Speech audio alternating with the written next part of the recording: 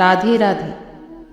हमारे जीवन में बहुत कुछ ऐसा होता है कि दूर जाने की कल्पना मात्र से ही हम डर जाते हैं। इसमें कोई व्यक्ति, कोई वस्तु या फिर कोई अन्य बात शामिल हो सकती है।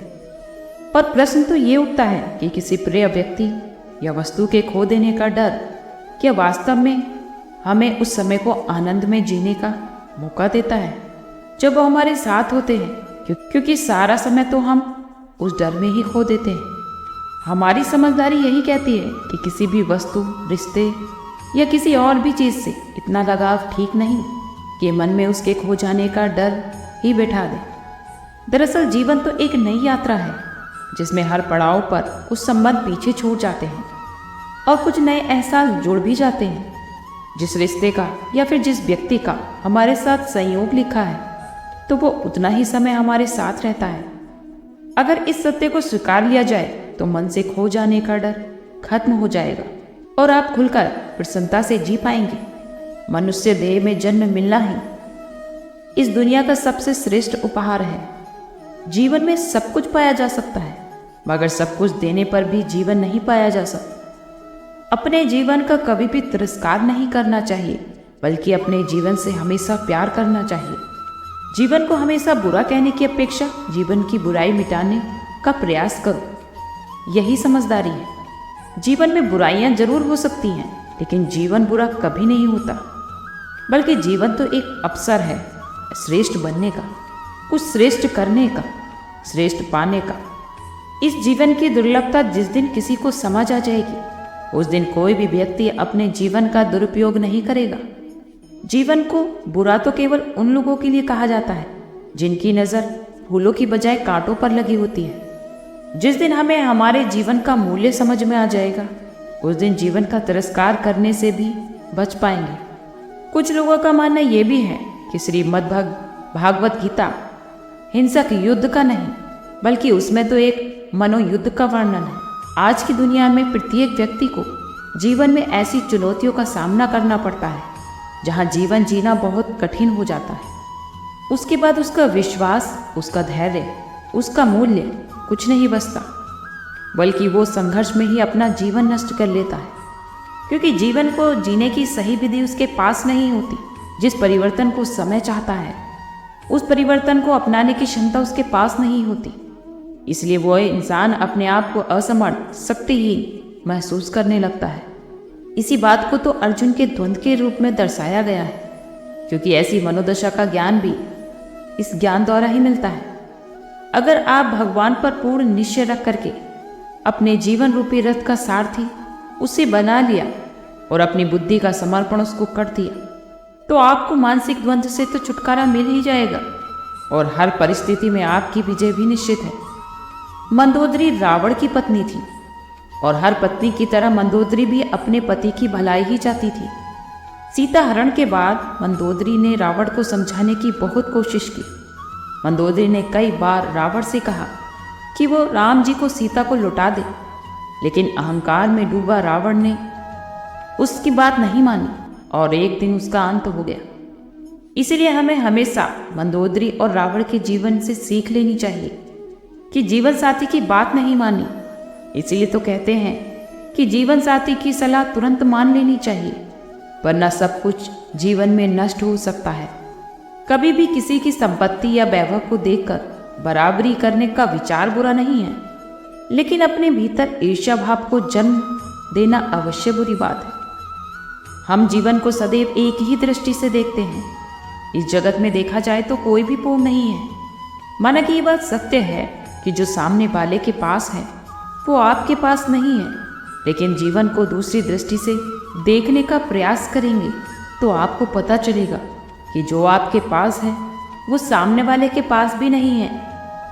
प्रकृति कभी भी किसी के साथ अन्याय नहीं करती। अगर इस दुनिया में कोई भी संपूर्ण नहीं है तो अपूर्ण भी कोई नहीं है, बल्कि हमारा देखने का नजरिया है। हम जैसा देखना चाहते हैं हमें वही दिखाई देता है, और हमें क्या देखना चाहिए और क्या नहीं देखना चाहिए ये सब कुछ हमारे ऊपर ही निर्भर करता है। जो हमारे पास नहीं है या फिर जो हमारे पास है, हमेशा उस पर ध्यान दें। जो हमारे पास नहीं है उस पर नहीं, बल्कि जो हमारे पास है हमेशा उस पर ध्यान दें। एक बात हमेशा याद रखना कि आपके अंदर लगी ईर्ष्या की आग दूसरों को जलाए या ना जलाए, आपको जरूर जला देती है। संतोष और ज्ञान रूपी जल से इसे भड़कने से रोकना चाहिए, ताकि हम जीवन की खुशियों को नष्ट होने से रोक सकें। जब जीवन में कोई बाधा आती है तो यज्ञ करते हैं, और यज्ञ में 3 चीज़ें डाली जाती हैं, जौ, तिल और घी। आज तक इस संसार में जाने कितने यज्ञ हुए हैं, कितना जौ, तिल और घी सुहा हो चुका होगा, फिर भी संसार का शुद्धिकरण नहीं हो पाया, क्योंकि यज्ञ की इस धूल प्रक्रिया को तो हम करते आ रहे हैं, लेकिन अपने ही सूक्ष्म भावार्थ को हम नहीं समझ पाए। जौ तन का प्रतीक है, सूक्ष्म तिल मन का प्रतीक है, और तरल घी धन का प्रतीक है। अगर मनुष्य के जीवन का शुद्धिकरण हुआ है, उसके 3 मतलब हैं। पहले, अगर मन में विशुद्धिकरण आता है तो उसमें तन भी प्रवृत्त होने लगता है, और फिर उस गलत कार्य में हम अपना धन भी खर्च करने लगते हैं। इसलिए हमेशा शुद्धिकरण की प्रक्रिया में हवन से पहले या यज्ञ से पहले अपने मन का शुद्धिकरण करें, और अगर मन शुद्ध हो जाएगा तो तन भी गलत कार्यों में नहीं लगेगा और धन भी सत्कार्यों में ही लगेगा। हमारा तो जीवन ही एक यज्ञ है, जिसके शुद्धिकरण की नित्य दिन आवश्यकता है। हर मनुष्य संसार की इकाई है, और अगर उसके जीवन का शुद्धिकरण हो गया तो सारे संसार का शुद्धिकरण स्वतः ही हो जाएगा, और आप जितना जीवन रूपी यज्ञ को शुद्धिकरण में लगाएंगे, उतना ही आत्म उन्नति को भी प्राप्त करेंगे। दिव्य संस्कारों की वृद्धि होगी, जो आपकी आत्मा को नित्य प्रगति के मार्ग पर ले जाएगी। अब कि मनुष्य की बुद्धि भ्रष्ट हो जाने पर वो क्या करे, और मनुष्य की बुद्धि भ्रष्ट होने का कारण क्या है? तब भगवान श्री कृष्ण ने उन्हें उत्तर दिया कि विषयों पर चिंतन करने वाला विषयों और विकारों में आसक्त हो जाता है। आसक्ति से कामना उत्पन्न होती है, कामना पूर्ति में व्यवधानों से क्रोध, और क्रोध से अविवेक उत्पन्न होता है। अविवेक से जब स्मृति घृणित हो जाती है तो योग प्राणायाम बुद्धि भी नष्ट हो जाती है, और निष्काम कर्म योग को बुद्धि योग भी कहा जाता है। बुद्धि का योग ईश्वर से जोड़ने से सभी कमजोरियों पर विजय प्राप्त की जा सकती है। योग साधना रहित व्यक्ति के अंतःकरण में निष्काम कर्मयुक्त बुद्धि नहीं होती। अशांत व्यक्ति को सुख की प्राप्ति नहीं हो सकती। श्री कृष्ण अर्जुन को यही समझाते हैं कि तुम अपने आप को आत्मस्वरूप में स्थिर करो, क्योंकि जब तक तुम स्वयं को देहधारी रूप में देखते हो, तब तक सब व्यक्तियों को मोह सताता रहेगा, तुम्हें मोह सताता रहेगा। ये मेरे भाई हैं, ये मेरे बड़े हैं, ये मेरे परिजन हैं, इनको मैं कैसे मारूंगा? मारना किसी व्यक्ति को नहीं है, मारना तो मोह को है, और उसको मारने की विधि है कि स्वयं को आत्मस्वरूप में स्थिर करना। जब आत्मस्वरूप में स्थिर हो जाएंगे तो कौन याद आएगा? परमात्मा की याद सहज, स्वाभाविक और निरंतर बनी रहेगी। फिर भगवान ने अर्जुन को इस योगाभ्यास का महत्व बताया कि इस योगाभ्यास से ही भौतिक और मानसिक क्रियाओं से उपराम हो जाता है। कई बार तो लोग योग का मतलब शारीरिक और मानसिक व्यायाम समझ लेते हैं।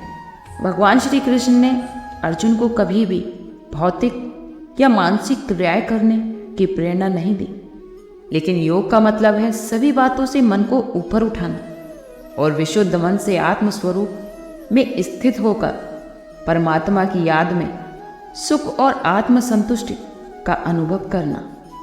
आपको कौन सी चिंताएं हैं? परिवार की, कमाने की, पैसे की? लेकिन चिंता करने से पैसा कभी नहीं आएगा। उसके लिए मेहनत करो, कमाई करो, लेकिन चिंता करने से कभी भी जीवन में सफलता नहीं मिलती। बल्कि चिंता को छोड़कर कर्मयोगी बनकर कार्य करो, तो जहाँ योग है वहाँ कार्य भी कुशल होगा और सफलता भी प्राप्त होगी। और चिंता से कमाया हुआ धन हमेशा चिंता ही पैदा करता है। 2 लाख भी 2 रुपये का ही काम करेगा, और अगर आप खुशी खुशी कमाई करके काम करेंगे तो वो पैसा भी आपके जीवन में खुशियाँ लाएगा। 2 रुपये भी 2000 का काम करेंगे कोई भी कार्य आप खुशी से करो, मजबूरी से नहीं। और अपने जीवन की बागडोर अगर भगवान को सौंप दी तो भगवान का वायदा है कि अंतिम दिन तक आपका जीवन निर्वाह होता रहेगा। गीता में भगवान ने अर्जुन को कहा कि इस राजयोग से मैं तुम्हें राजाओं का राजा बना दूं। राजाओं का राजा अर्थात पहले अपनी इंद्रियों पर राज्य प्राप्त करो, और जिसने अपनी कर्म इंद्रियों पर प्रभाव प्राप्त किया होगा तो वो व्यक्ति सहज ही अपने मन को वश में कर सकता है। तभी तो कहा गया है कि मन जीते तो जगत जीते। आज की दुनिया में इंसान आध्यात्मिक रूप से खाली है, इसलिए दुखी होकर सोचता है कि ये भी कोई जीवन है। भगवान ने दुनिया ही क्यों बनाई? लेकिन हर किसी के अंदर अनंत क्षमताएं और शक्तियां होती हैं, बस उसे पहचान कर अपने जीवन में लाने की ही आवश्यकता है। अंतर जगत की यात्रा करने के लिए आत्मा के यथार्थ स्वरूप को समझना होगा, उसका ज्ञान होना होगा। यही है दूसरों को सच्चा सम्मान देना। लेकिन कुछ पुरानी कहावतें हैं कि कुछ करके विफल होना ज़्यादा अच्छा है बजाय उसके कि प्रयास ही न किया जाए। लक्ष्य बनाना और उसके अनुसार तय करके चलना कहीं ज़्यादा बेहतर है बजाय उसके कि लक्ष्य ना बनाने और भ्रम में इधर उधर भटक